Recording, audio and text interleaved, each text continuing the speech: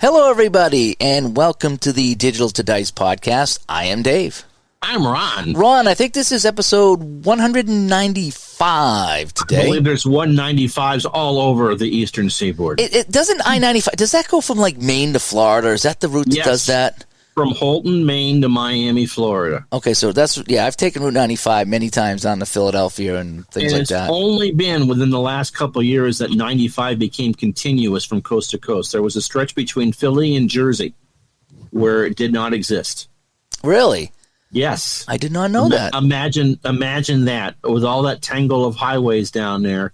So one being, finally, after all that time, 95 runs nonstop from Holton, Maine, which is well to the north. It's not even by the ocean, all the way down into downtown Miami.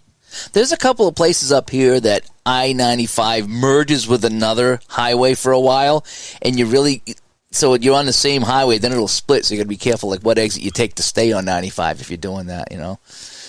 But anyway, we have a guest on today, a special guest here in the community, and hopefully I'm going to get his name right. If I'm wrong, correct me. Ed Klingenberger. Hey, nicely done. Okay, well done. Welcome, Ed.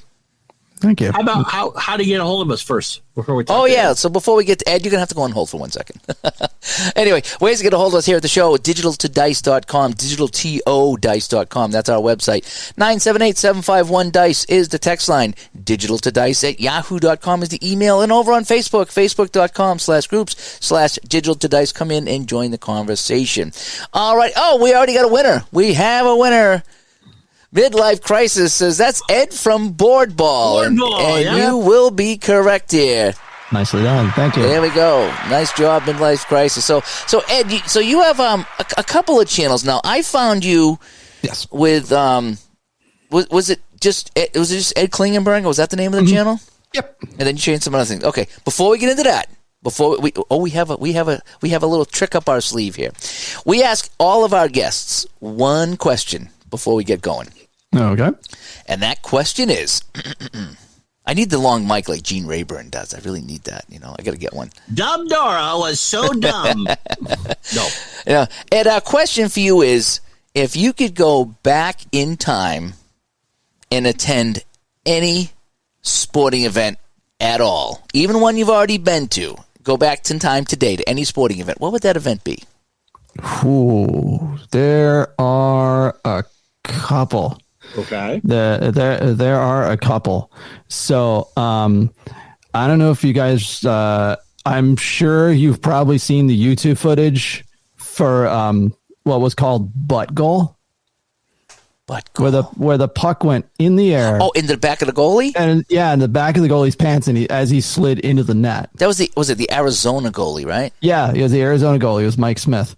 I was in the stands for that one. Oh, wow. No way, really? Yeah, I was there. Actually, I haven't been to an NHL game since. But so either that one or again, it doesn't have to be a game you went to. Just anything at all. Even back so, in the 1900s, early.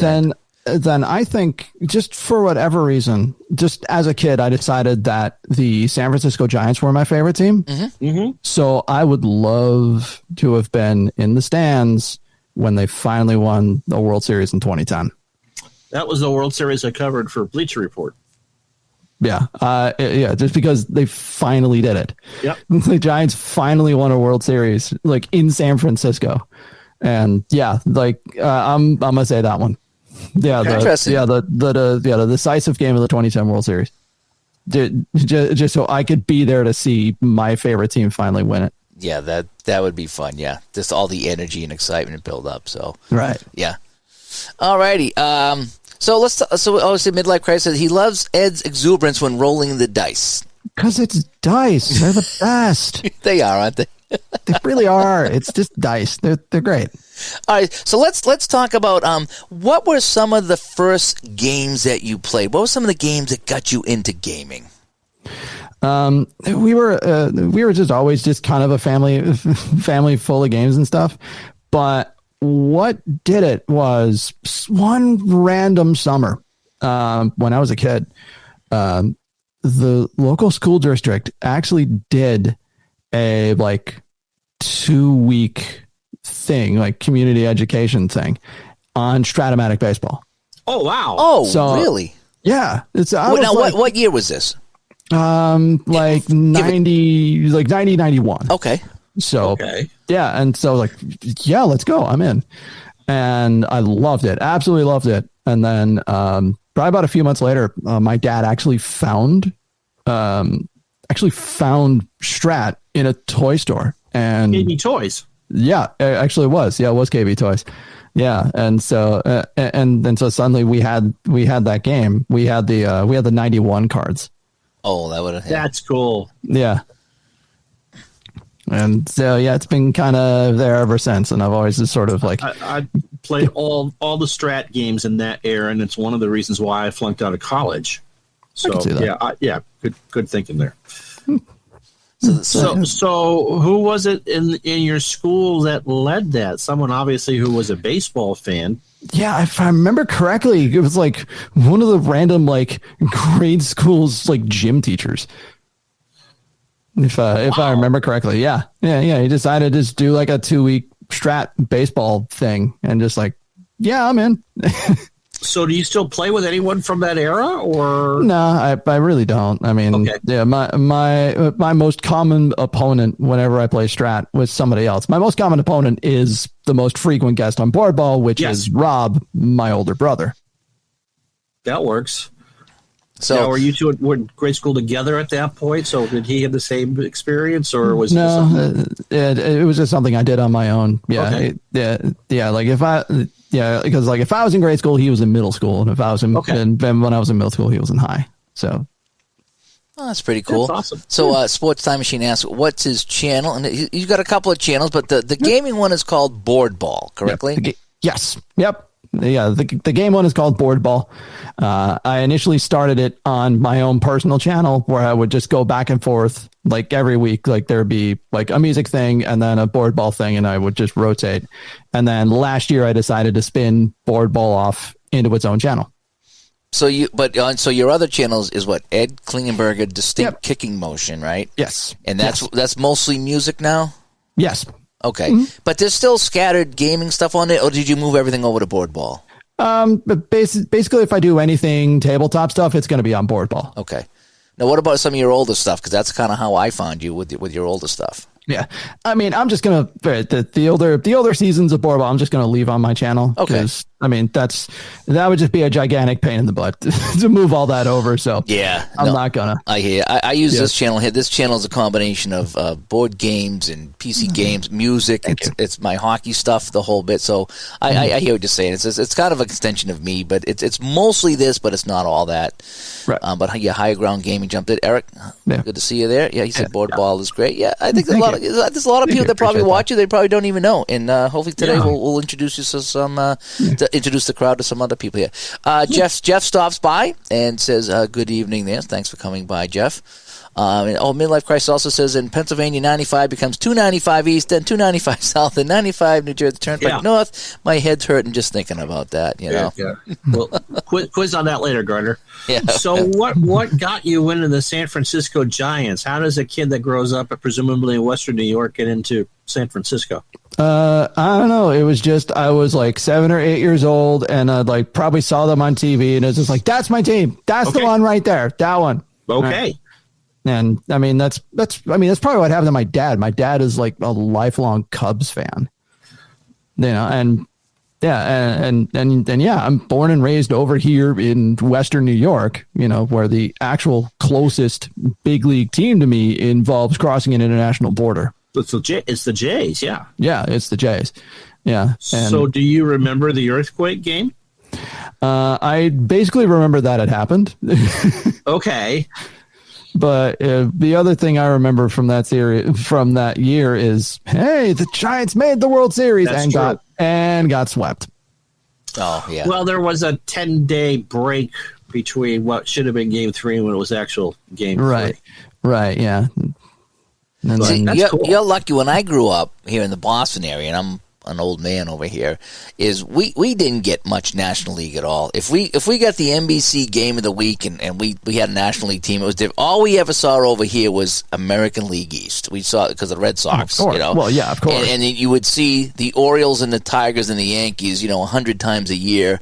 But every now and then the Game of the Week would show, and when we talk about this on the channel all the time, would show a National League game.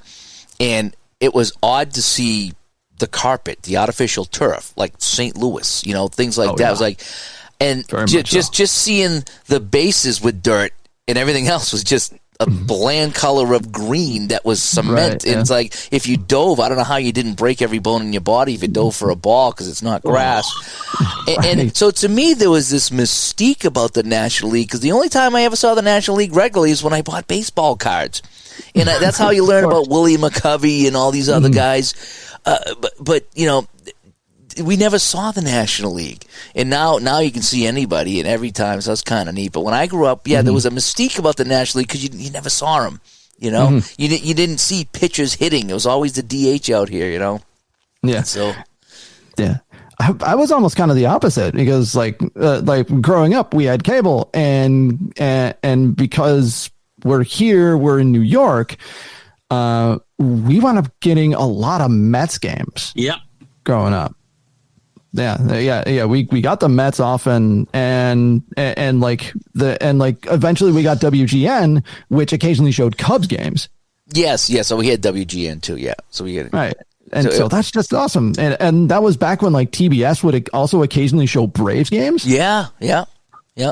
So I kind of had the reverse, right? Just like when suddenly an American League game happened and be like, wait, designated hitter, what? Yeah, that makes sense. Yeah. Right. The pitchers don't hit. It's wonderful. We have some people on, and we have somebody from Ohio on a lot. A couple. We have Ohio, and we had the Milwaukee Braves guy too.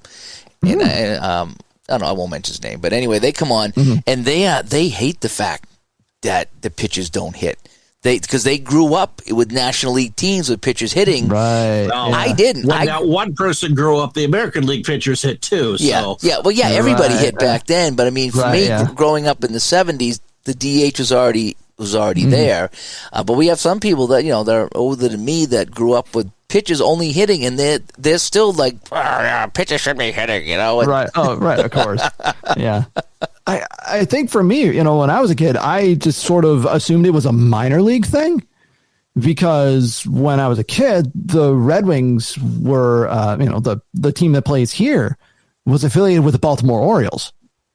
And so whenever I would go to a Red Wings game, the pitchers didn't hit. It was a DH. Right. So I guess sort of in my 9-year-old brain, I can see that designated hitter was a minor league thing. Yeah, I can see that. Well, Sports Time Machine, subscribe to the channel, and we're going to get into to more of what's going on with his channel. Let's see. Jamie stops by and says, "I was the same growing up. The National League was just on Saturday afternoon on NBC. Only game on TV was over the air." Yep, that's how it was. You'd be messing with the rabbit ears, trying to tune that in and get that in and see that game of the week and the whole bit. But it was fun seeing National League from time to time. But now, boy, I tell you, now you get everything, and it's really, really fun. All right, so let's talk. We'll cut more comments here, then we'll get back into some of your gaming here. Midlife Crisis says he saw so much turf growing up watching the National League that he got excited when the AL was a game of the week on Monday Night Baseball. And he'd be upset when the Royals were hosting the game. Because they'd be turf. Right. Yeah. Glenn stopping by. Thanks for coming by, Glenn. As we had Ed Klingenberger from Boardball and his music channel, Distinct Kicking Motion. So you go to either one of those channels and you see that. So he does music as well as tabletop games. So let's get back. So we started talking about Strat Baseball there and Strat Hockey. So you play. You have your brother come over and you play head-to-head sometimes, correct? Yep. And sometimes I've seen some of your videos, so you don't necessarily film the whole game. You film it, but then you speed up parts of it, right? Right. Yeah. We film the whole game, but we speed through the boring parts. Are there boring parts in baseball, Ron? No. Unless it's 12-1 in the third inning and you've got 45 more minutes to kill. But outside of that, no, absolutely not. What's your brother's team? My brother's team. Yes, he doesn't really have one. He's never really had a team. He's always never been just the Giants versus whatever all the time. Then yeah. He's always been more interested in players themselves, much more so than the teams. I mean, I'm partial towards the Giants, but I will happily pick another team. Okay, whenever, you know. What do you enjoy playing for seasons? Like, do you have a wheelhouse, and do you ever steer out of that wheelhouse and go to something very modern or very early? I mean, we like to talk to people what seasons they like to play. I tend to veer toward the modern seasons. Okay. Because it's like peak sort of remember some guy's territory for me. I like going back and seeing Adrian Gonzalez and Yasiel Puig and Beltre and Beltran and and getting into those. Yeah. I think I actually just converted a friend into Strat last weekend. Ooh. Yeah. It just because they never played and we're gonna go hang out for a weekend. So I brought Strat and then I gave him a couple years to pick from my 4 most recent seasons. He said 2004, and so we're rifling through teams. Excellent. Right? We're just rifling through. I just grab one out of the bag, and I see Montreal. Just I'm playing this team. Last year in Montreal for them. I'm pretty sure 2004 is the last year of the Expos. They moved to DC for 05. Yeah. So advanced, super advanced, basic. I typically play super advanced. Okay. That last weekend we played basic just because he had never played. Teaching someone new, it's an easy game to teach. Yeah. But right, exactly. How long does it take you to play a full game of super advanced? It depends. Okay. I have filmed a couple of games of super advanced that the raw footage is a half an hour. That's not bad. That's not bad at all. I'm trying to get someone that co-hosts the show to play super advanced. Now, I play it on the computer because I really can't do pure cards and dice. And doing my own dice rolls, I can, if it's not a 13 to 12 ball game, I can do it in 20 minutes. Right. Because the only things you can't do that it won't let you do on the PC version is you can't manually roll for wild pitches, balks, and pass balls, and it won't let you roll to see if the runner got the lead. All those happen behind the scenes. But outside of that, have you played any of the PC games, Ed? I have not. Okay, so you're strictly tabletop. Yeah, well, also I'm not a PC user, so I am completely out of luck on those. Okay. So talk to us about what you enjoy for hockey. You said did you learn that in the early 90s as well? Or? Oh no. I got into Strat much later. Okay. Yeah, I think when I first got Strat hockey, I believe the card set I had was 2008, 2009. Wow. Yeah. So, how did you discover that? There were still mailing flyers, I think, at that point. But yeah, I mean, I don't know if they're still mailing flyers. I mean, it was just me. I'm pretty sure I was just sort of poking around on the website and saw it. Like, oh, they do hockey. All right, I'm in. Oh, they do hockey quite well. Yeah. What are some of the other games besides Strat that you've played, whether you like or not, and what are some of the other games you might be looking to play? So I've tried to hit just all sorts. I would love to find more kind of independent stuff, the sort of the lesser knowns. I've played Pocket Pen and Run, I've played Small Ball, I've played Replay, APBA. I've played even the old Status Pro. I got my hands on that. Yes. Yeah, I found one. My cousin found one for me called Superstar Baseball. I've got that one. My collection kind of runs the gamut, but you love Payoff Pitch. Payoff Pitch. Because those cards we can get them PDF, but the cards I think are the best in the industry. Interesting. And it is a one-person operation. Joe Bryan's his name. We had him on a couple of years ago now, Dave. I think so, yeah. And there's certainly a lot of the modern seasons, and it will remind you a lot of Strat. Interesting.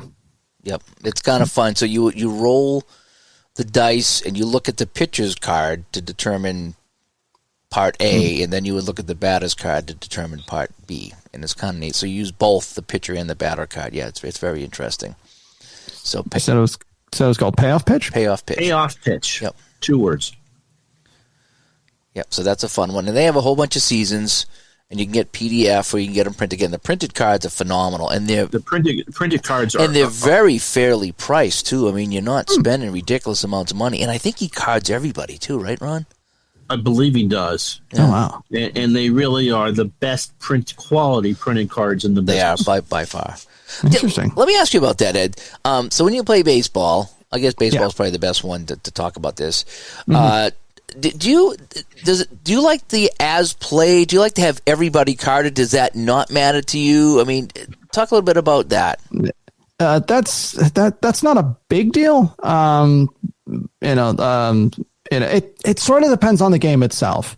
Like the cards, the cards that I get, with like Pocket Pennant Run, that's a simple roster. I like it. It works great. Usually whenever I get a strat set, I'm content with just the normal set. My brother's the one who always wants the additional players. And so whenever he buys a set, he usually gets the additional players. But at the same token, whenever I play dead ball and I play like an actual matchup, I will go out of my way to get my hands on the actual 26-man roster or 25-man roster from that game. Talk about dead ball a bit. It's not something we've talked about on the channel. I know it was the creative impetus behind Pocket Pennant Run. And it's a fairly cheap game on I believe, PDF. I don't know if there's a print version of that or not. There is a print version. There is a print version. You can also get it on a PDF. Right. And again, it doesn't supply the dice because they kind of expect you to just have those. And dice-wise, what you need is just a standard D&D dice set. And so the D20s and all that, yeah, exactly. It's just a 4, a 6, the 8, the 10, and then the other 10 that's listed in tens instead of the individual numbers. So okay, and then the 12 and the 20, and that's it. Someone caught the plate shirt. Yes, nice. They did. well, he is from your neck of the woods. So yep. And Fanner says Dead Ball's a game he wants to try. I've looked at it. I think that's the next game I'm going to try as well. So yeah, and how it works is every at bat, the batter rolls the batter rolls. They call it the D100. So the 2 10-sided dice. So that's what the batter rolls, and at the same time, the pitcher rolls a specific pitch die that is related to their ERA.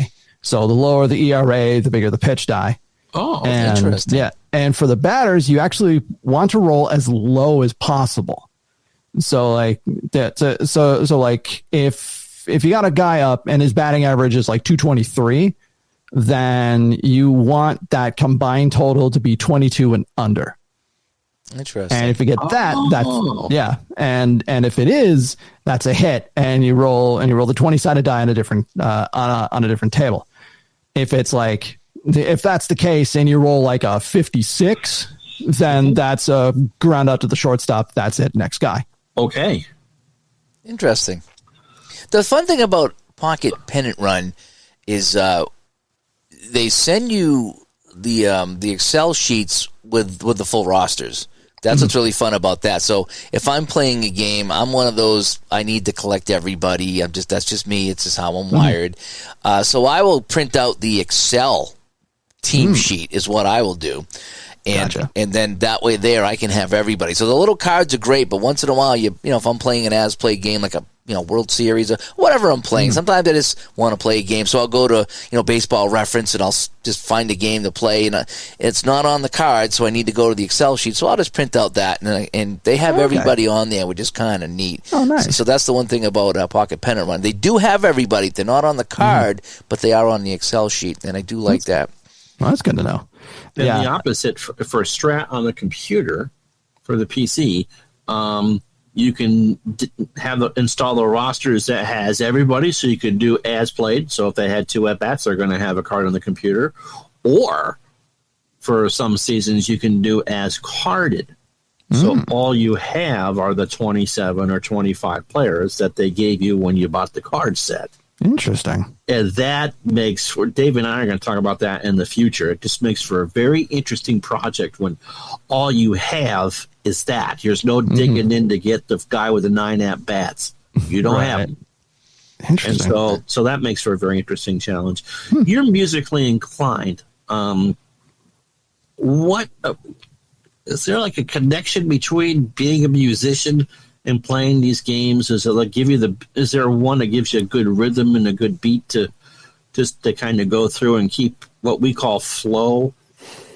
Is there any of that connection there, or am I just completely wrong? I mean, I'm certain there is. I've just never really thought about it, because sort of in my brain they tend to be just sort of in their own separate compartments. Yep. Because like tabletop is my hobby and music is my career. It is what you do. Yeah. Oh, cool. Yeah. But by trade, I have about 40 private students a week. Oh, fantastic. Oh, wow. Yeah. So what do you teach? So I currently have students on 5 instruments. Okay. The 3 that I have the most are piano, guitar, and drums. Okay. But I have a couple bass students, and I actually recently picked up a saxophone student. Oh, wow. Oh, wow. Yeah. So I had to take my horn into the shop just to get that back up to snuff. So classical, jazz, rock. On piano, it's mostly sort of classical and jazz, right? And then I've taught a little bit of classical guitar, but it's really chords, rock tunes, like scales and solos and stuff like that. And what's your personal favorite? My music collection literally ranges from classical to death metal.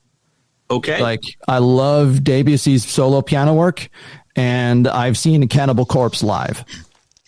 I like Cannibal Corpse a little bit. Smile on Dave's face when you listen for. I grew up playing guitar from, I want to say from 1980 to 1995. That's how long ago I played, and then I switched. I was playing bass in the early 90s. I was even lead singer of a band, whatever. But I was mostly the metal guy because it was a little bit easy to play, just some power chords, and if you could solo, even better. But I just enjoyed that. It was very energetic for me. That was my drug, I never did the drugs, but music, Rainbow in the Dark by Ronnie James Dio was like, that was my energy. It really was. I got you there. Since I started playing since I started playing the drums 2 weeks ago, I found that I could play just about anything on the drums and be happy. I can't play it physically, but I'm looking at like Fleetwood Mac, stuff that I would never play on the guitar, but the drums. For some reason, the drums is so much different than the guitar or the bass that I'm coming out of that metal, even though I still like to play the metal. And I'm looking at different things. I'm looking like I listen to the yacht rock radio on the satellite XM, and it's like every one of those songs I would love to sit and try to play drums to, because it's just some reason the thing about the drums is keeping the beat and doing all that. It's just different than the nice crunch of a metal guitar. So my favorite yacht rock radio liner, a veritable cornucopia of everyone's 4th or 5th favorite song. It is. It's the same 10 songs over and over, but it is great. Yeah. I love it though. I can see that. So let me ask you, Ed. So you're playing tabletop games, and you were just showing a friend how to play Strat. This is kind of like a niche community. Niche. I'm not niche. I don't know what word that is. Either, I believe, is what it is. All right. So it's not a very big community. I think it's bigger than we think it is, but it's not like video games. Hey, I'm going to play Strat football. Well, 90 million other people playing Madden. You know what I mean? Stuff like that. Right. What do you think the future of tabletop gaming is?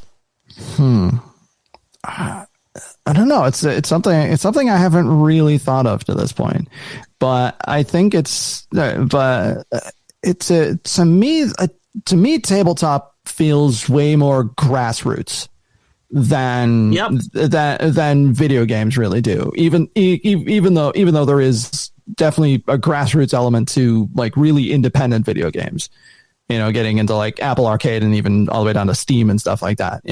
Like there still is kind of a grassroots thing to that, but yeah, tabletop just feels way more kind of organic and really at a super, super fundamental level, because that's going out of your way. You have to like set something up. There is there is sort of this, I don't know, tough to say. It's almost like a respite, just getting the game out and just like setting it up and preparing to play the game. You really enjoy that aspect of it. Yeah. There's, because there is something about that, it's a very, very tactile thing, How do we get people in 2023 who have, everything on our phones? We have internet everywhere. Everywhere you go, you're plugged in. It's technology, it's video, it's visual. How do we get people to sit down at the table and play a game? I'm not sure we have to think that hard, because everything is on our phones, because we're all just always just kind of plugged in. Mm-hmm. Sometimes I think one of the best ways to think about it is just like, all right, time out. Let's take an hour 45-minute break from just this, and just let's sit down and play a game. We have a lot of people that say that they're on the computer all day long, and they come home. The last thing they want to do is play a computer. Look at it, right? Yeah, look at another screen, right? Do you do other board gaming besides sports? I try to. I mean, I have your favorite though. Oh no, I do really enjoy it. It's just trying to get trying to like get other people over, or just trying to set up a board game. What kind of non-sports board gaming do you do? I like a lot of sort of like the basic ones. Like I love like a bit of an obscure one that is a bit of an obscure dice game that is fantastic. If you've never played it, it's called Can't Stop. Really? Yeah, it's really it's great. And like the board is an octagon. It's an octagon painted red and everything, and it is a push your luck dice game. So like I like that one. I don't have it, but I always thought thank you. I always thought that like King of Tokyo was a good time. I've played some of the heavier ones. Like I've played Power Grid and Agricola and like Dominion and Seven Wonders. Okay. You might like the Play.com games. Okay. Now it sounds like that's a computer game, and they're not. It is sports gaming done in a board game style. And so if you're obviously familiar with how strat cards work, where the results are on the cards, the Play.com baseball game, History Maker Baseball, gives you characteristics in a book to look at. And so you make the roll, and let's say, is the person a power hitter? And then you look at the book and get the result. So if you like playing board games, if you're talking about independent game makers, then that might be worth a look as well. I think their golf game is by far the best. It's called History Maker Golf. And so you get your players, and they then instead of numbers, it's qualities. And they're like, that's the word I was trying to think of. Quality. So it's like, so you will roll the dice on the golf game, and you'll see if the hole controls this play or if the player controls it, type of thing. Oh, right. And if the hole controls it, then it's a little worse than if the player controls it. So then you it's almost like Apple, where you go to the chart book and look up to see what happened, and it's kind of fun. So you roll the dice and be like, okay, the hole controls, the dice here say that I'm in the woods. So you flip over. It's okay. Now this is my second shot out of the woods. What happened? And then you roll the dice, and then you putt. So you don't play every shot.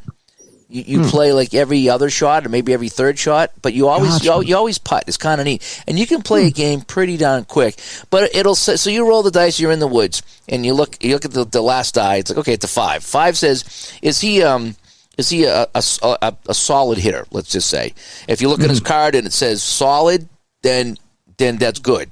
Usually, if he's not, well, then you go to the next thing. Is he a duffer? No, he's not a duffer. So he's this. So this is going to be the result of that shot. And it plays so fun and it's so smooth. Yeah, so I really like the golf. They have a racing game too. They have all kinds of games, all the sports and non-sports. Every sport, the basketball's coming out. I think the full play of that's pretty quick. And there's a couple. They have a hockey game, Hockey Blast, and we've had on Gary Brown. They've kind of taken that concept and made a game called Stone Cold Hockey. Yeah, have you seen Stone Cold Hockey yet? I have not. Check that one out. They're team cards. Yeah, I was about to say Hockey Blast sounded familiar to me. Okay, I think I might have heard about it, but I haven't actually checked it out yet. It's always interesting when we talk to fellow gamers and what they've heard of and what they haven't heard of, and what we would think would be a very common game, and they go, APVA's what? Right. Like, well, they've been around since 1950, and so it's always interesting to say, have you tried this or have you tried that? There's a guy, are you familiar with the Delphi boards? I think. Okay, so there's my lights just flickered. We're having some good thunderstorms roll through where I am tonight, and we don't need any more rain here. We've had enough, and I'm in Vermont. Okay, Delphi boards. There's a guy by the name of Fuzzy, and he's got some numbers after it, and he's talked about buying pretty much every game. He must have 150 different games, and they started joking with him about having multiple game disorder, or MGD. And I think you find the further you'd go down the rabbit hole here, the fact that we all have a case of MGD, and that's fine. Yeah. I mean, that's the whole point. Yeah. So, but I like to check the different games out myself because I like to see what they do. I played Strat, I played Appa, Pocket Pennant Run, and I'm mostly a hockey guy, but I do play some baseball and whatever. But I mean, I like to see what they do. And have you ever played what's that Downey game wrong? Back to Basics baseball from Downey game. But that's on the computer. That's all computer. No, it's not. Oh yeah. I haven't yet. Back to Basics is That's not the one they give you the website for? And you get a website, and it comes with every team. Every team, I think, from all time. And very much like Pocket Pennant Run. It's from Downey Games, if you've ever heard of Downey Games. They usually have quick play games, but this is a fast action card game where the guy comes up to bat, and you flip, and you see the pictures, what happens on the play. You flip the next card to see what happens on the hit, and you get every single team. And so you print out the 2 sheets, or you have them on the computer, and you're like, okay, so it's Roger Clemens pitching to Derek Jeter. I flip okay, well, I'm going to go to Jeter's card. I flip again, and he gets a single. But you have every team from everything, and it's a fun, simple game. I really enjoy Back to Basics. So I like to try all these kind of different games. I like the quick play games. I have the Final Score, Ultra Quick Baseball from Downey, I think it is. I play a lot of quick play games. I like that, where you get the offense and the defense, final rating, roll the dice in the chart, and then the game's over. You can play a game in a minute. Now you don't sink your teeth into it like you do with a regular game. But if you want to, play, I think I've played a couple of teams. I did the entire season just rolling dice, and I got through it in a couple of nights. And it was just kind of fun to see that. I think I did the Cleveland Spiders, the 1899 Cleveland Spiders, the worst team ever. They had a real hard time winning any games. I think they won 5, and in real life they won 20. But you almost had to roll a 66 for them every time for them to have a chance to win the game. That's how tough it was. But the quick play games are kind of fun as well. Doug chimes in and says, Back to Basics Baseball. Yep, that's the name of it. And Time Travel Baseball. They're kind of similar. They work with fast action cards, both of those games. I gotcha. They're kind of similar. And are you a season guy? Are you short series? I mean, when you sit down, when you and your brother, or you and yourself do baseball, what is it that you prefer to do? I tend to prefer short series. Okay. That's something I definitely prefer to do. I like doing short series. I like doing tournaments. Okay. Like at the beginning of the year on my channel, I ran a 4-team double elimination tournament. Oh, College World Series style, yeah. Right, yeah, and I called it, and it was the Four Corners Challenge. I like it. So it was Seattle, San Diego, Miami, and Boston. Nice. Yeah, interesting. So, yeah, it's again the four corners, right? Like the four corners of the United States, So yeah, and then I've finished filming it. It's not done, it hasn't fully aired yet, but I filmed the whole thing. I just did the D30 challenge. And so I have a couple of 30-sided dice because, again, dice are the best. And so, of course, 30-sided die, 30 teams in the majors. And so I rolled the die, and so I had this die pick the teams, and then when I got those 4 teams, it's not double elimination, it's round robin, and so so everybody played each other twice. That's a total of 12 games. Oh, that's kind of fun. That's interesting. Yeah. Nice. I hurt both of my shoulders playing hockey to a point where I could not roll dice, if you could believe it. That's how sore my shoulders were. The tendonitis was so bad. So I got this little app here. Oh, there you go. And you can put in any kind of dice you want, 20-sided. Nice. You can set it up for Strat. You can set it up for APA. And I started using this app, and it saved me from, when you play a game of APA hockey or Hockey Bones hockey, you get 200 rolls in a game. Oh, yeah. And picking up dice and it so wrecked my shoulder at my old age. I got this app, but I just love hitting that, and I can play so much faster, and I'm not in any pain. hey, whatever works. Right. Now, speaking about non-sports games, the wife had some friends over from work a few weeks ago, and I had this card game, and we played it. It was called The Mind. Okay. And what it is, it's a deck of cards, and it's 1 to 100. That's, okay, and then the backs are all the same. Okay, and so what it is this is kind of neat. The first round, you deal 1 card to everybody. I think it's 3 to 5 players, right? And you can't talk, and you look at your card, and the idea is for everybody working together to play the cards in numerical order. Oh, wow.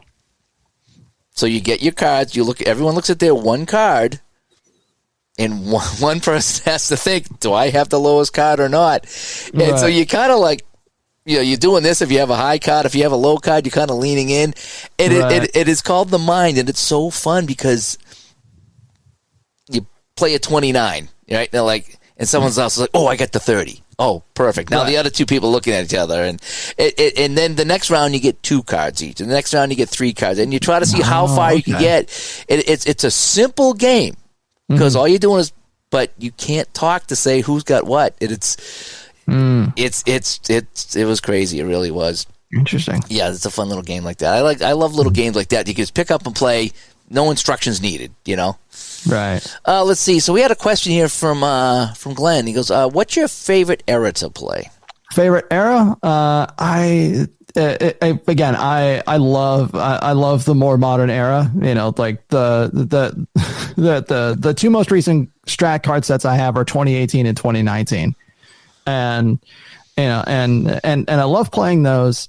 And honestly, it's also for me, it's not necessarily eras, but I love finding certain teams from those eras, right? Like I love looking at the good teams from that era, from each of those years, but I love playing the bad teams every bit as much as the good ones. Oh, you sure that you haven't met Dave in a previous life?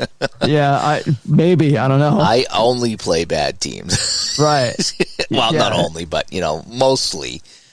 Right. I think because it's when I first started playing this like 6 or 7 years ago, not that long ago at all, and so for me it was fun. Wow, this is great rolling dice and having a blast with this stuff. But it just seemed like when I first started playing that everyone's playing the 27 Yankees. Everyone's playing. The best teams of the era, and it's just the 55 Packers or whatever that team was, the Browns, and it's just like the teams at the bottom need some love.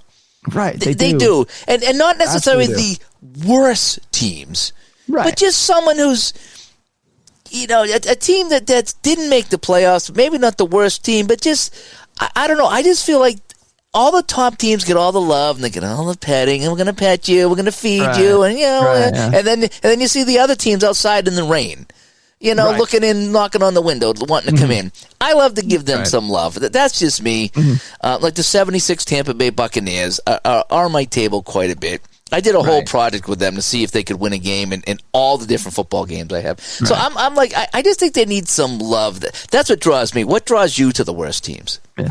I don't know. It's just kind of it's sort of like, I don't know if I want to call it like the train wreck principle. Just like maybe it's just coming and just like you can't resist. You just can't stop. You have to look. But yeah, on a similar note, I remember when I told my dad about Pocket Pennant Run, about how having just basically all of these teams and all these seasons, and the first thing he said was 27 Yankees versus 62 Mets.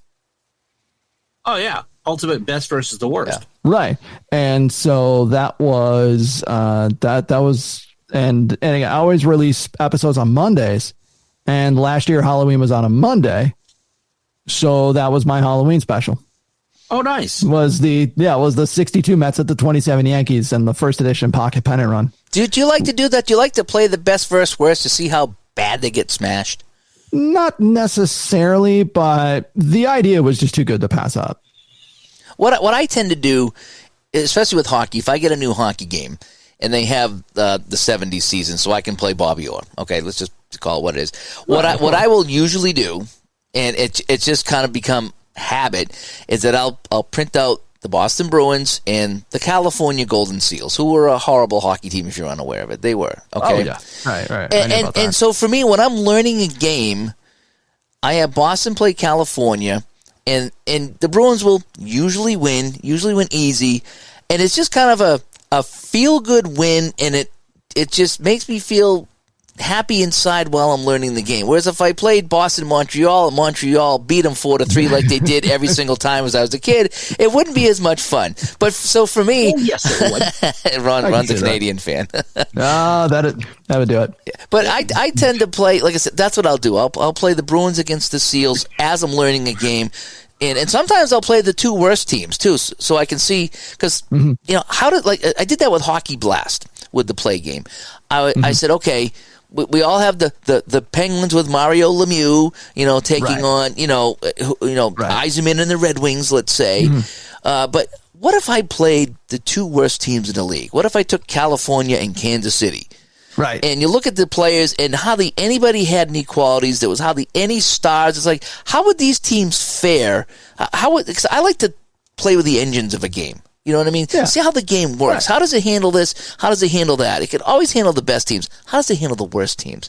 And I just like to test the game like that. I got you there. I'm going to make the horrible assumption, and you can correct me if I'm wrong, that you grew up a Sabres fan. You would assume correctly. Okay. Yeah, you would assume correctly. I have the Sabres behind me, too. You are hitting on all, and the Expos. Holy cow, you are hitting them all tonight. Steve had a question for you here. Hold that thought, Ron. Hi, Ed. I'm a big fan of novelty T-shirt. What shirt are you wearing tonight, and what's your favorite sports-themed shirts to pick up? Here in the Boston area, we have Chowder Heads. Okay, so this is not a novelty shirt. Yes, so every Thursday home game, the Rochester Red Wings are the plates.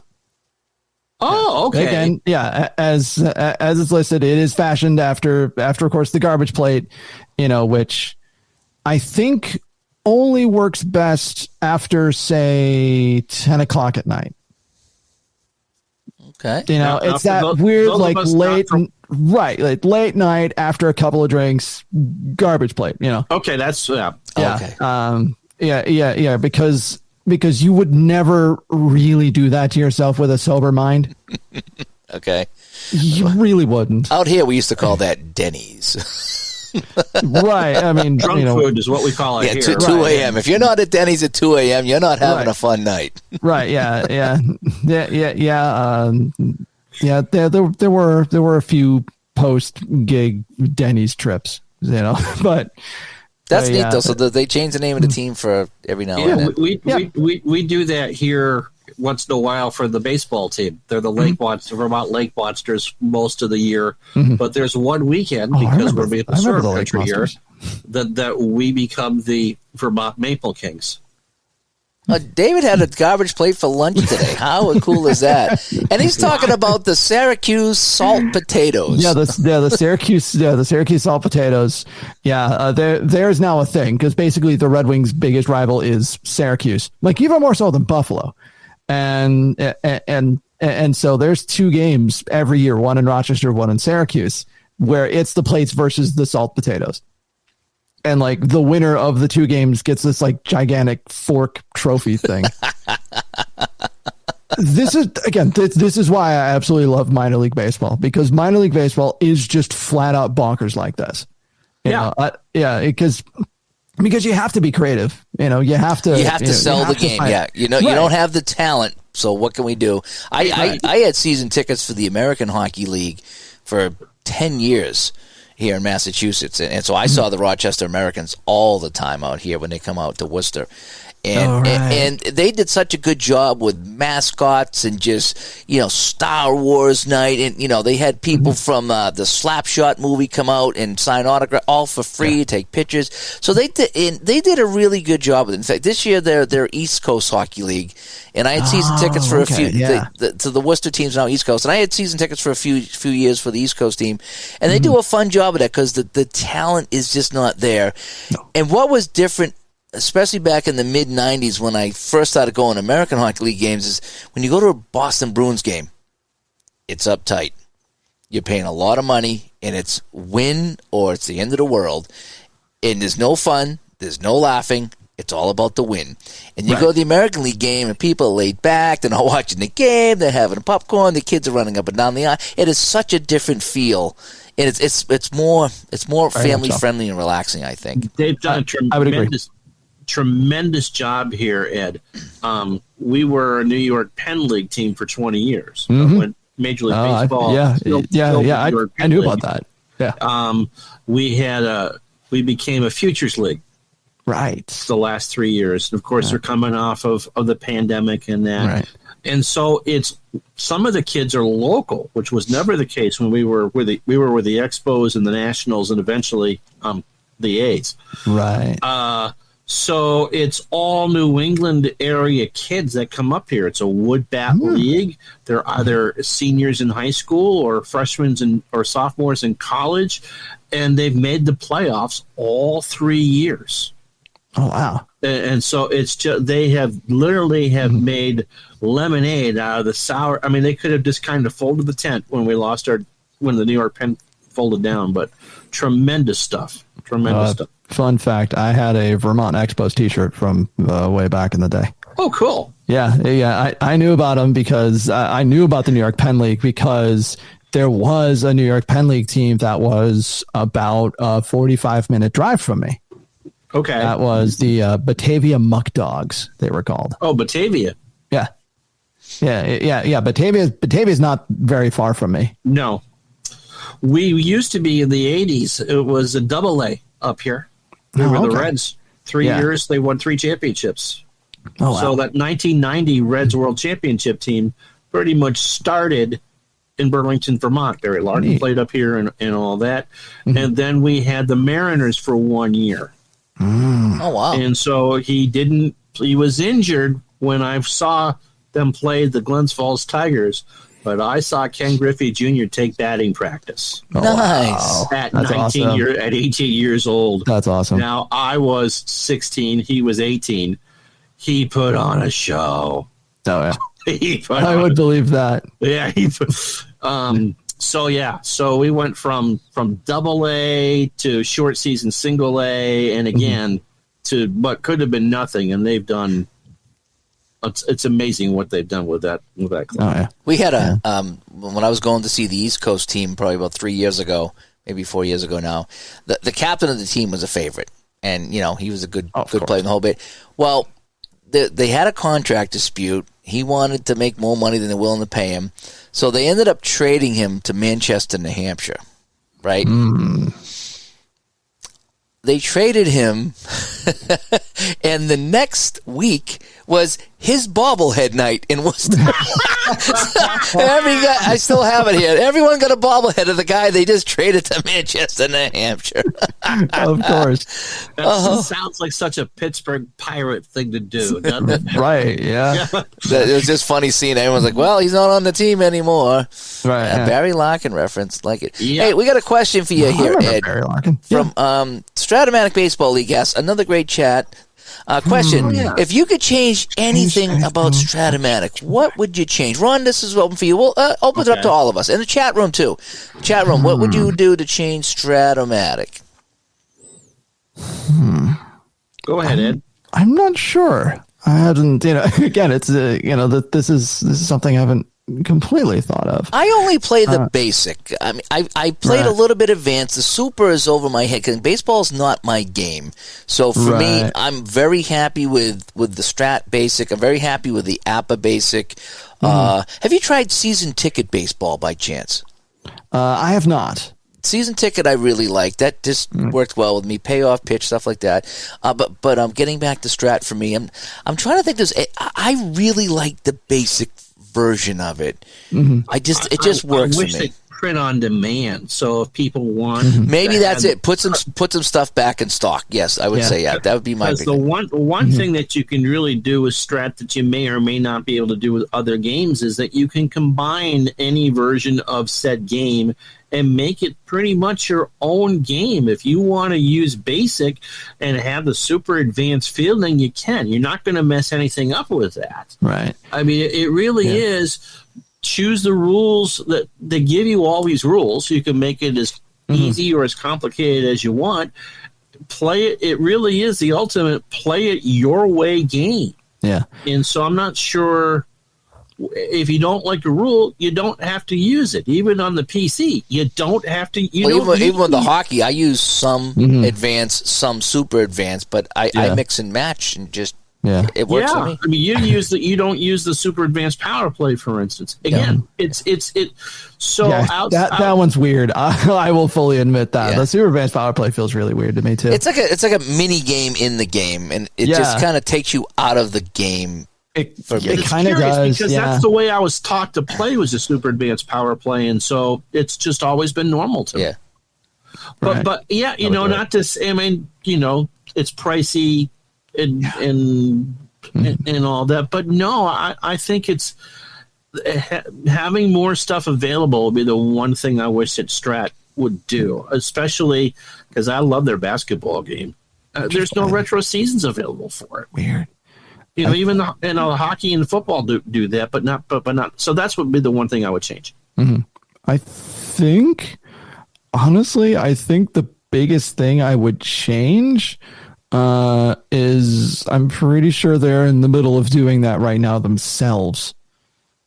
So much better than they were a couple years ago. Oh, absolutely. So much better. Give me more substantial card stock than that. Yeah. Were you interested when they were doing the Strat Black or the Strat All Star? I was a little, but I never pulled the trigger on that. I like the fact that they're doing that though, because when I started playing again, it's only been 5, 6, 7 years. Ron be like, you're lucky to get a Strat sale once a year, even a Black Friday. It's just, everything is just that, and if it's out of stock, it's out of stock, and nothing's this. But now you go there, and they're reintroducing some older seasons. They got the blue and the red, white, and blue teams. They got the black cards here.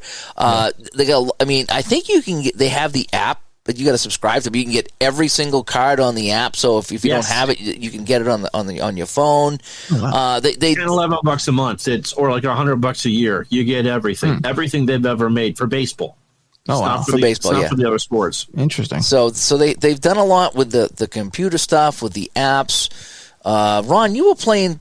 What were you playing? Was it Strat you were playing something with?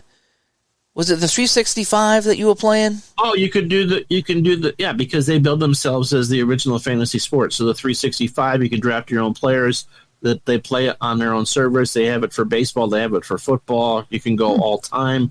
You could play currently with the season. They regenerate cards every day.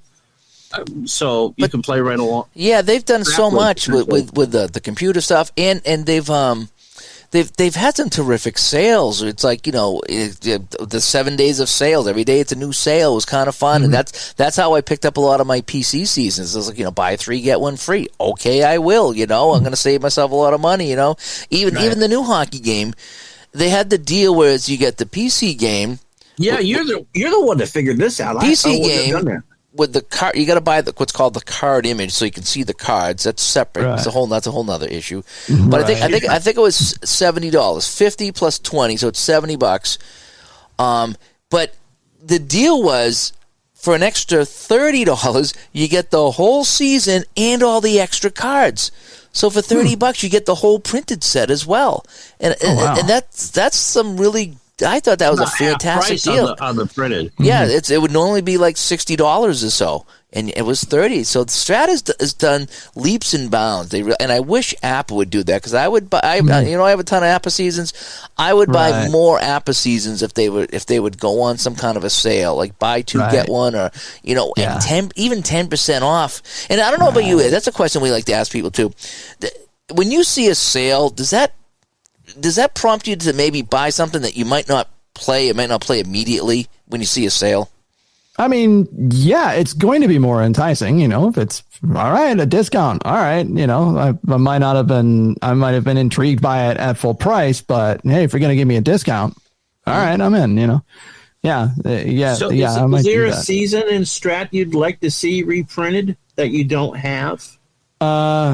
I mean, yeah, of course. Well, like again, going back to the top of the show, I would love to get my hands on the 2010 cards, the 2010 Strat cards. Okay, I would love to get my hands on that.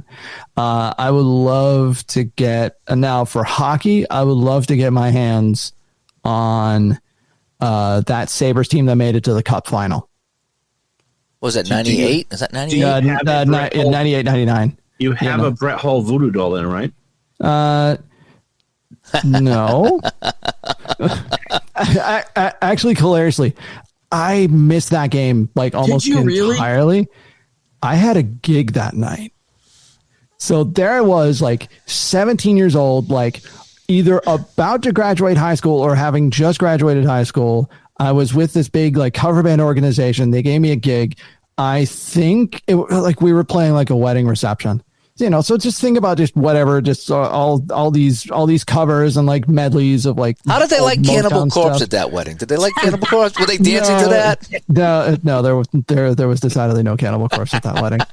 But I mean, case in point, I was. Well, one, I'm pretty sure I was the only sober person in the entire building, and two, I was actually I was on tenor sax that night. Interesting. Wow. Yeah. Like the first time I ever played music in front of people and got paid for it, I was actually on saxophone. That's fantastic. Yeah. So you missed the game for that. Yeah. I missed the game because I had a gig. It was such a weird. I've heard 3 different explanations on why it was a goal. You know what I mean? There's all these different. Good, right? Unless you're from Dallas. Well, I heard that.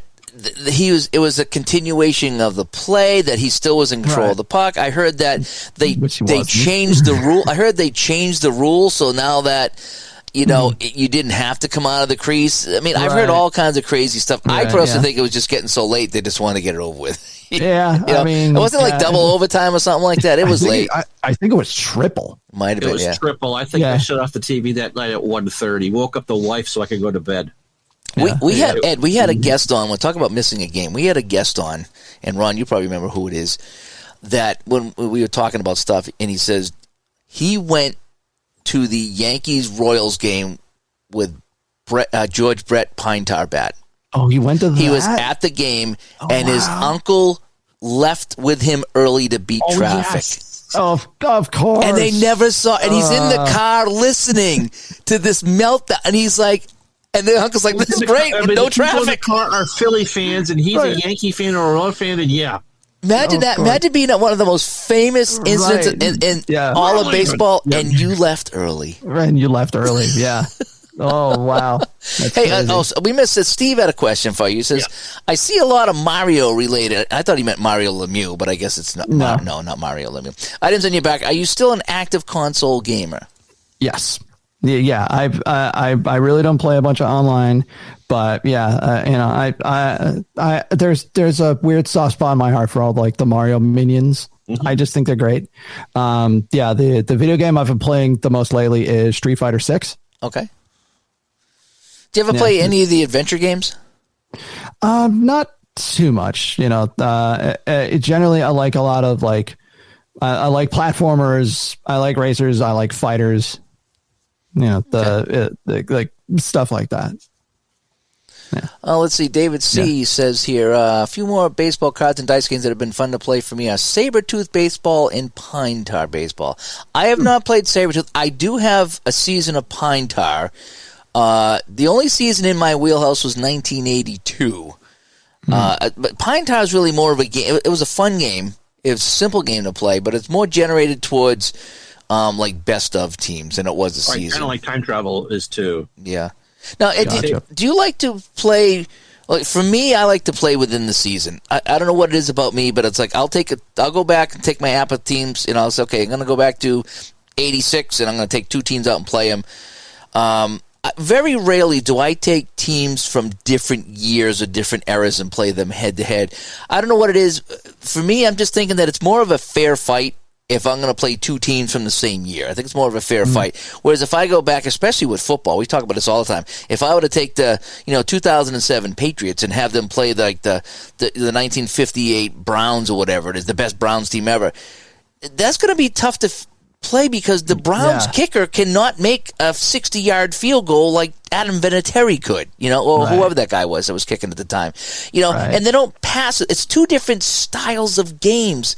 So do you like to play teams from different years and different eras? Myself, I play within the season usually. I tend not to. I do often tend to stick within the seasons. I am like that as well. For hockey, do you primarily play the Sabres, or what intrigues you most when it comes to playing hockey? I will play the Sabres. In fact, I deliberately did a Boardball episode when I got the 2006-2007 cards, and that was the year the Sabres won the President's Trophy. So like, I had to go play that one, right? Yeah. Like I had to play that team on the show at least once. But no, I've never really stuck with my favorite teams. Like I have to play my favorite team all the time whenever I play those. I like to switch around. Is there an era or a team that you haven't played but intrigues you? So if you see it pop up in a game engine that you have, that I think I'm going to grab that, or something that you're really curious to learn more about? When Stratomatic announced the 66-67 card set, I almost instantly put in a pre-order. I haven't yet, but I still might. And what intrigues you with the last original 6? The what you just said right at the end there. Just trying to just the last of the original 6. I have an original 6 card set. I think it was like sometime in the mid 50s. Just because it was really interesting to me. They did 54, 55 as cards. It's something like that. So like it's one of Gordy's good years. Yeah, like it's utterly fascinating because it's like Boom Boom Chefrion is in there, and like Stan, such a different style. Yeah, too. like Stan Mikita and Bobby Hall, and 60-61 is a good one. I think I have that in APA and Strat, and that you would believe all the names in those teams. You have Mr. And like Dave Keon, and like all like all of them, and like Alex Del Vecchio, and just like. Just seeing all the Ted Lindsay, seeing all those names. I'm always intrigued by that era, because if you wanted to do a full season project. It's not that many games. It's 210 games. Yeah, it's a lot less. With 16 to 70 game seasons. Mm-hmm. Dave, you have the 29-30 year. I was about to bring that up. First year of the blue lines, I think it was, right? Yeah, so I have some old seasons with Appa, and I think I do have 29-30. I think it's the Bruins either won the cup or they were a good team that year. But anyway, what Appa did is that I think you actually have to print it off the website because when you buy Appa, I think, as you know, at least the hockey, you got to go to their website and print out the rosters. So that way there you know who was on what line, or at least that's what they say, and all the positions and stuff like that. Right, so that's kind of how Appa does it. I believe, along with printing out the rosters, they had the special rules for 1929. Like, I don't think there was icing. Interesting. Yeah, or was it you couldn't ice on the power play? They had all these weird rules about you're probably only going to use 2 defensive lines and 2 forward lines. Well, the goalie got a penalty if he fell to the ice. Yeah, there's all these weird rules that Appa wrote on there that was kind of neat. So it's like, if you really want to play this accurately, here's some of the rules you need to put into here. So on icing, just give it to the defenseman. Things like that. Penalties, maybe the penalties you serve the full 2 minutes. Whatever the rules were. So if you really wanted to get ingenious with that, that's how it was. What I also find intriguing about the old hockey seasons is that they come with one goalie. And the thing is, these goalies played the whole season, so there was no backup. And that's always kind of weird, too. But they weren't playing back-to-back nights back then either. There was a midweek game and a weekend game, so it wasn't like today where you play a whole series of back-to-back games. Yeah, where you might play like 3 and 4 nights. Right. Ed, another question for you here.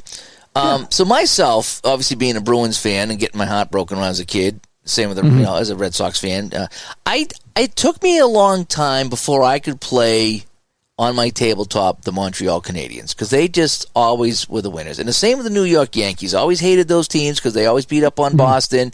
And it's only now, after playing these games for a few years, that I'll put the Canadiens on my tabletop and I'll look at this and I go, holy cow, every single one of these guys on the ice is in the Hall of Fame. And I appreciate it now, instead of being angry at them. And the same with some of the Yankees teams. I'll play Yankees now on my channel, which I never would. But and I found that I just have a respect now for them. Instead of being angry at them, now so much time has passed, I have a respect and I want to play those teams and appreciate them. Do you ever go back and play any of the enemy teams? Oh, yeah. The Dodgers have shown up way more often on my channel than I'd like to admit. Okay. But I'm not sure who the biggest rival for the Sabres is, because it's changed over the years. Like, I remember there were a few just absolute like line brawls against the Flyers. Yeah. Yes. But it does seem it's more like the Leafs than anybody else. I think it would be. They're so close. And the Leafs never fail at being just utterly fascinating. That's not the word Ron would use for the Leafs. Right. Well, I mean, almost delightful since 1968. Yes. Right. I mean, it's almost everything is like a near catastrophe, and that's what makes the Leafs just so fascinating to observe. I would agree with that, Dave. So they won a playoff series this year, and they put up a banner, right? Right. I saw one of the worst goals I've ever seen in an NHL game, and the Leafs were the road team in Buffalo. The defenseman was at the blue line, was just going to dump it into the corner. If the goalie does nothing, the puck goes into the corner, everything's fine. But the goalie was Vesa Toskala. Reached out, tried to grab the puck, and deflected it into his own net. Oh, that's a no Danny no movement right there. Oh. Yeah. The thing about the Maple Leafs and I have a lot of Flyer fans out in Philadelphia, and I like the Leafs. I follow the Leafs. I like the original 6, except Montreal. But I do like to follow the Leafs a little bit, and I root for them. I don't know why, I just do. But it just seems like they can never get goaltending. Same with Philadelphia. They get this great team, and a guy takes a wrist shot from the blue line and score.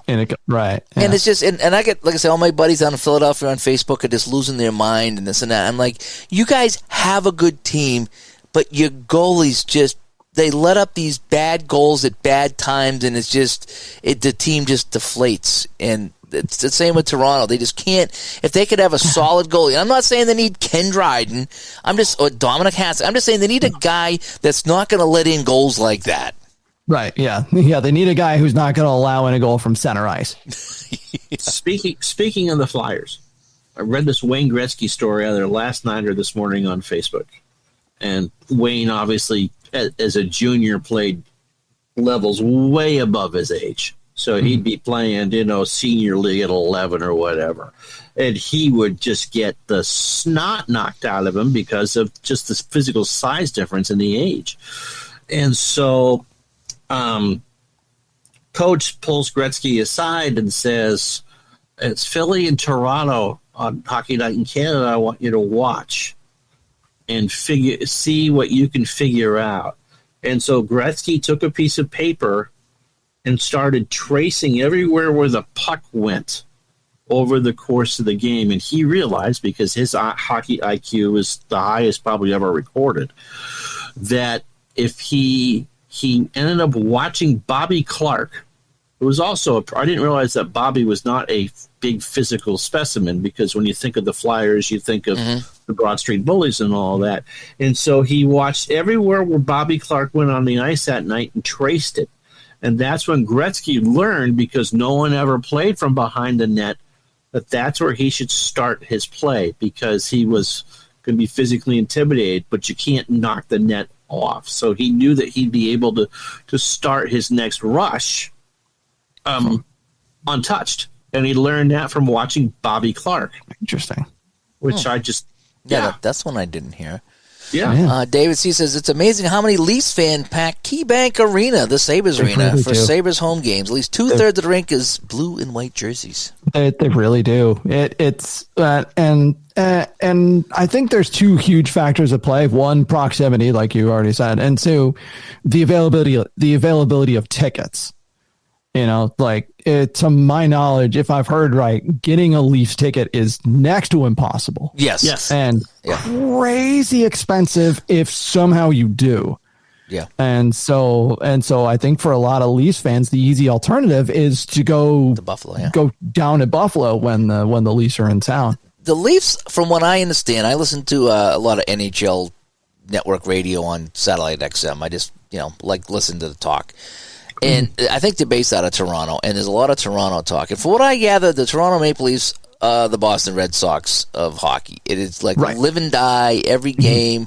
It's Toronto Maple Leafs all year long. And tickets are through the roof. They're sold out, and somebody's buying them and somebody's going them. So the casual hockey fan in Toronto is not going to a Maple Leafs game. And now, in the last few years, with the terrible deal that the NHL signed with Rogers, they are on the CBC every Saturday night. They're not doing regional splits anymore. Okay, the Canadians can be on City TV or whatever it is, but if you don't have cable and you're watching hockey on Saturday night, you're not getting the choice of Vancouver or whatever. You are getting Toronto. Yeah. And the basketball team has become pretty good as well. The Raptors won a championship, which leads to my next question. I don't know how much longer we're going to go. And is there any sport on the tabletop that you play that you don't necessarily like to watch in real life? That's mostly football. Okay. I was going to ask, do you play any football? I've played one Strat football episode. Yeah, I found a couple other different football games, two very related to each other, because one's a sequel to the other. One's called First and Goal, the other's called First and Roll. First and Goal is dice and big giant. Never heard of that one. Yeah, it's individual dice and a big giant deck of cards. And actually two big giant decks of cards, and they're, one's for the offense, one's for the defense. And interesting. And and then the offense picks a play, and the defense picks what they think the play is going to be. So it's essentially strat. Yeah, absolutely. Yeah. And then from there, and then the result of that determines what dice get rolled for that. Interesting. Yeah. And because I was going to say basketball is that for me. I love strat basketball. I've never played it. I will watch. I'll try to make an effort to watch a quarter of basketball a year, but strat basketball has my undivided attention. To go back to a point that you've piggybacked a couple times, it is the immersion of the cards and dice, and you can visualize that however you want. You're not forced into an image. It can be, you want to, if you want to play baseball on your high school field and have the Giants and Dodgers go at it, in your head, that's what you can do with that, and which you can't really do for a lot of the computer games, no matter how good they are. Right. And for me, when I play basketball, I can visualize it in my head, and it becomes the game that I want it to be. Even today, with all the 3-point shooters, as opposed to, one of the things that Dave and I have talked about in hockey are all the ads on the boards that move. It's distracting. Oh, I can't watch that. Yeah. When you are playing a card and dice hockey game, there could be clear boards as far as sport. Yeah. So basketball is that sport for me. I like the strat basketball in basic mode. I had that. I think actually one of the listeners of the show sent me 83, 84. Oh, wow. Wow, that's pretty rare because they don't. No, they don't have any of those. And I have a couple of older seasons, too, that really aren't compatible with the newer version of the game. But that is a fun game where you set up and you roll the dice, and are you on the defense card? Are you on the player card? Does he make the shot? Who gets the rebound? It's all right there for you. I need to play that more. I really do like the basic version of the strat basketball. And now we talked a little bit about. So you said you don't play quick play games or medium play games. You mostly play the longer games, like a full game of strat and things like that. Yeah, I tend to. I kind of prefer those. I mean, I do have a couple of games in my collection that are supposed to only go like 3 innings, but no. I do. I don't know. I guess go big or go home or something. But usually whenever I play strat, I play a full game. Okay. A couple of hockey games I would suggest. One of them we already talked about, Stone Cold Hockey, which is they have a computer version as well as a tabletop version. And another one is very similar to that. It's called Shootout Hockey. And they're both pretty similar. A couple little differences. Stone Cold, I think, is much more story-driven. Than Shootout, but Shootout, they're both very fun games. Stone Cold is fun. You roll the dice to see if you're going to have a puck battle or to see who controls, and then the next dice roll tells you what team gets it, and you might have a scoring chance, or you might you might take a check and lose some momentum, and you roll the dice, and it's just like, okay, so this guy's going to take the shot from the face-off circle, and you roll the dice, and it's like, well, if the goalie is rated 7 or better, he makes the save, otherwise it's a goal. And you play in chunks like that. So you roll the dice, and 1 to 6 minutes comes off the clock, and that's how you play it. And shootout hockey's the same way. Is you can play dice or fast action cards, and you flip the card, let's say, and it's like, okay, 3 minutes off the clock. And then you flip this, and you get a number from 1 to 100, and each team has a scoring range. The visitors at the bottom, the home at the top. So if you roll a 2, well, the visitors get a scoring chance. And then you flip to see who's going to get that scoring chance. And it's team cards. Actually, I have some right here, actually. Right. So it's just team cards. That's Shootout. Oh, okay. That's Shootout Hockey right here. Those are the team cards. Actually, I do have the Stone Cold Hockey here as well. I have the 2023 of that as well. And Shootout, you can, if you're a stat person, you can tack on all the who took this, Yeah, you get all the shots and everything with that. And with the Stone Cold, it's just, so here's the Stone Cold. It's just, they're kind of the same. Oh, okay. So, but they're really fun. I mean, they're highlight-based games. They're highlight-based games. So here's Montreal for Ron. Gotcha. And so with this one here, it's a 100 roll. So so let's just say you got a goal. So you roll the dice who got the goal. So if I roll a 32, it's Josh Anderson got the goal. Then I roll for assist. If I roll a 31, Christian Dvorak got the assist. Things like that. Shootout's kind of the same way. It was where everybody here, they have a letter rating. All right. So you see the scoring chance, FX for Zaka, Krejci's a K. So if I flip and I get a K, Krejci's going to take the shot, and then I flip to see where the shot is coming from, and then I see if the goalie made the save. And you can play a game of shootout hockey or stone cold hockey in 15 minutes. 15, 20 minutes. Yeah. And you feel like you've watched a game of Holy hockey. cow, you do. When you're done, you're like, wow, that was for playing. Basically, you roll the dice, and how many minutes went by? 0 through 6, let's say. And then the game stops and shows you a highlight. And sometimes it's nothing, and you move on, and sometimes it's a shot or a penalty or this or that. But it plays in chunks, and it's really, really fun. It doesn't tell you what type of penalties, I think. No, you don't. You can. There's a chart if you want to. Do you have fights and shootout? Are there major you can get major penalties in fights and shootout. Yep. Oh, okay. So that's important to you. But no, I mean, it really does in that 15, 20-minute chunk of time feel like you played a hockey game. Interesting. Yes. Interesting. So I like to play some of the medium. I call them medium play games. Gotcha. So where you're not taking an hour and a half, or even 45 minutes. Right. It's 15, 20 minutes. In fact, Ron and I, when we first learned stone cold hockey, we played 4 games in an hour.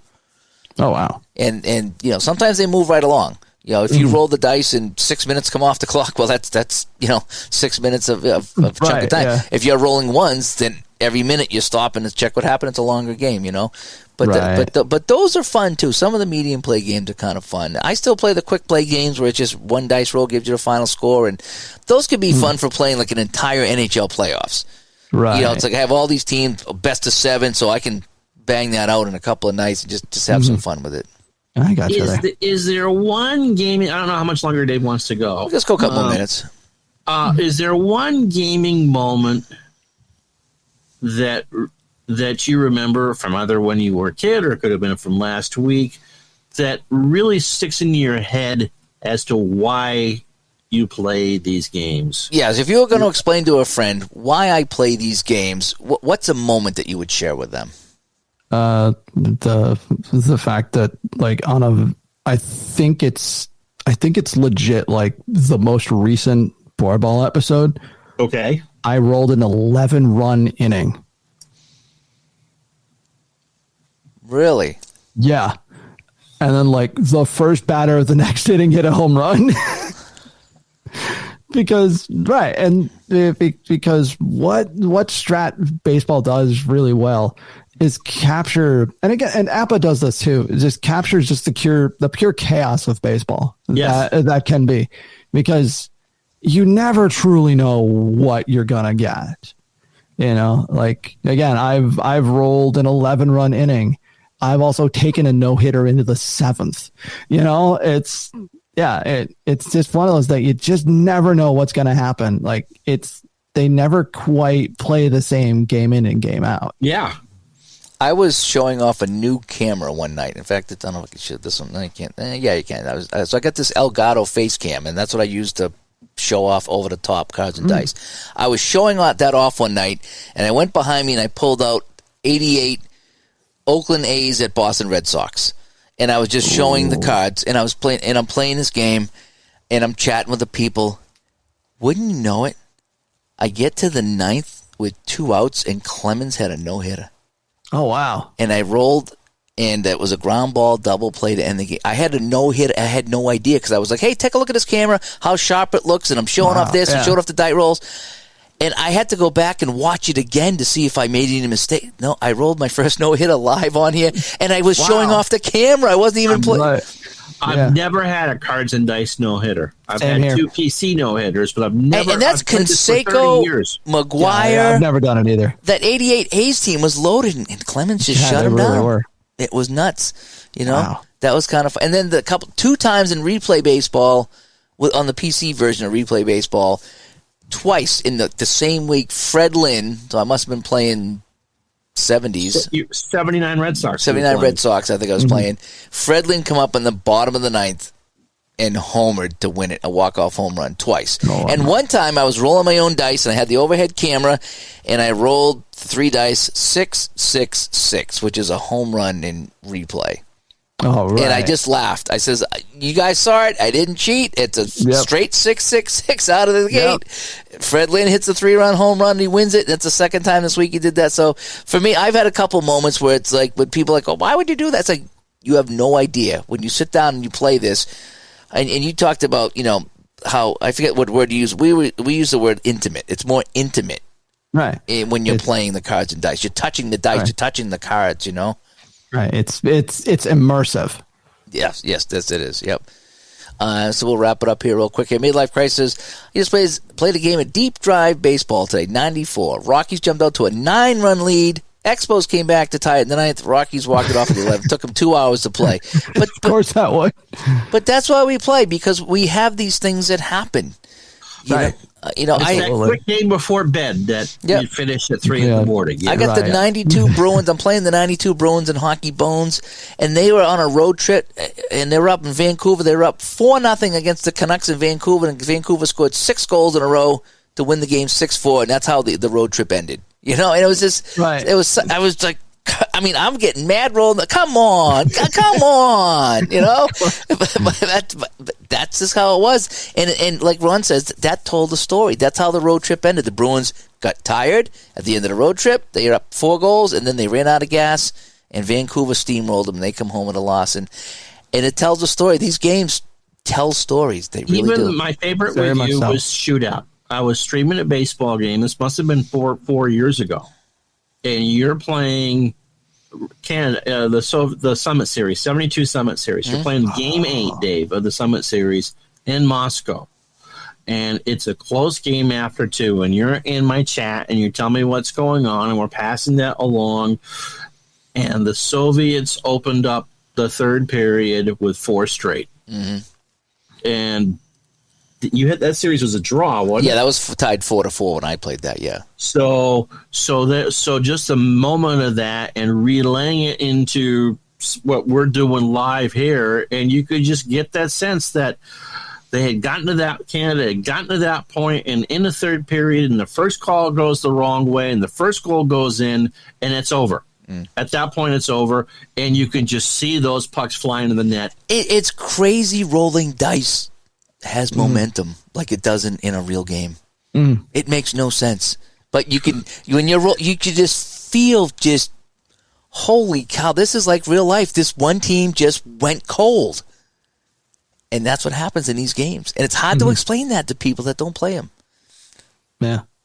It really is. Yeah. It is a thing. You roll a dice and a story gets told. Yeah. Yeah. It really does. Exactly. And that's the draw.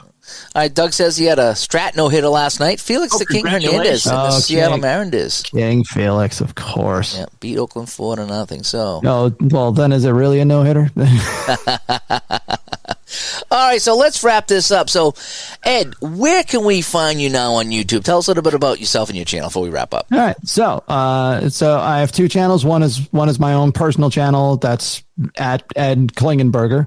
That's where you find all my music stuff. You'll see gear demos, a bunch of original material, because again, all the music I use in the time lapse stuff, that is that is not outsourced stuff. That's not royalty free stuff. It's all my own music.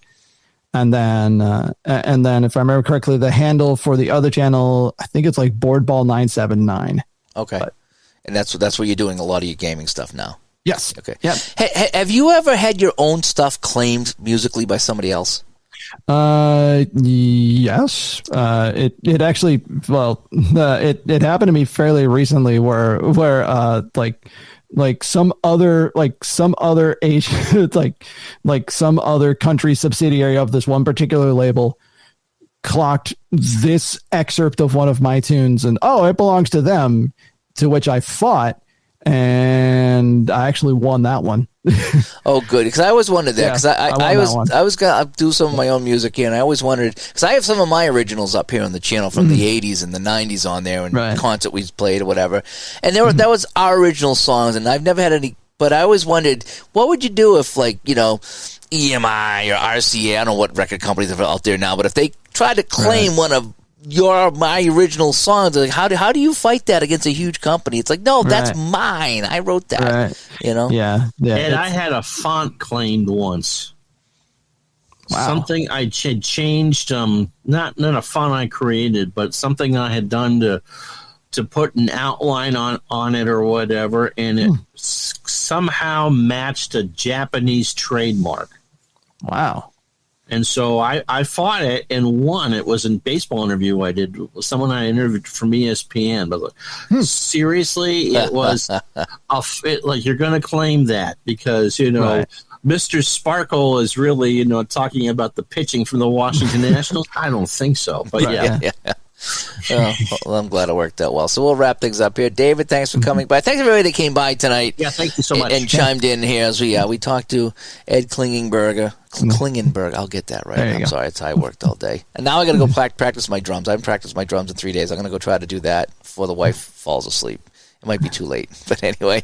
But so anyway, this has been episode 195 of the Digital to Dice podcast. Ways to get a hold of us: digitaltodice.com is the website. 978-751-DICE is the text line. digitaltodice@yahoo.com is the email. And over on Facebook, facebook.com/groups/digitaltodice. And we usually have some closing music.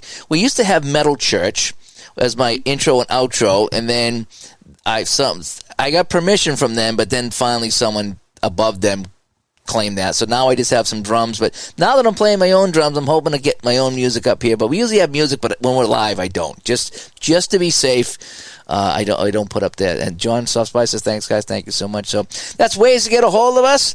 Ron, thanks for coming by as usual. As always. And Ed Klingenberger, thank you so much for being here on the show. Ed. Thank you for having me. I appreciate it. All right, so Ed, stay with us as we sign off. We have some parting gifts for you. We don't, but we like to say that. And to everybody else that watches here, thank you so much. This has been the Digital to Dice podcast. Have a good night, everyone. Bye-bye.